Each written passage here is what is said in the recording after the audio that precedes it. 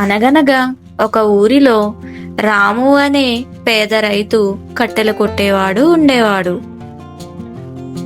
ఒకరోజు నది ఒడ్డున ఉన్న ఒక పెద్ద చెట్టును నరుకుతున్నాడు.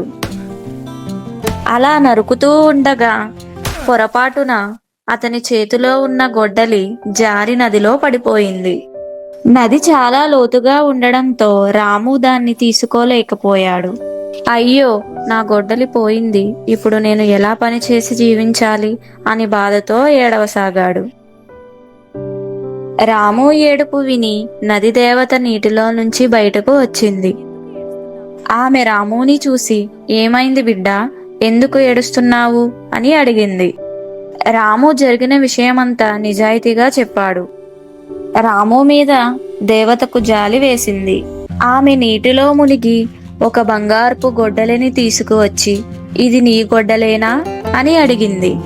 రాము దాన్ని చూసి, కాదు తల్లి, ఇది నాది కాదు అని చెప్పాడు. దేవత మళ్ళీ నీటిలో మునిగి ఒక వెండి గొడ్డలి తీసుకుని వచ్చి, పోనీ ఇది నీదా అని అడిగింది. రాము మళ్ళీ, కాదు తల్లి, ఇది కూడా నాది కాదు అని నిజం చెప్పాడు. చివరికి దేవత మళ్ళీ నీటిలో మునిగి ఇనుప గొడ్డలిని తీసుకుని వచ్చింది. దాన్ని చూసిన రాము ఆనందంగా, అవును తల్లి, ఇదే నా గొడ్డలి అని చెప్పాడు. రాము నిజాయితీని చూసి దేవత చాలా సంతోషించింది. రాము, నువ్వు చాలా నిజాయితీ గలవాడివి, నీ నిజాయితీకి బహుమతిగా ఈ 3 గొడ్డల్ని నీకే ఇస్తున్నాను అని చెప్పింది. అలా చెప్పి దేవత మాయమైంది.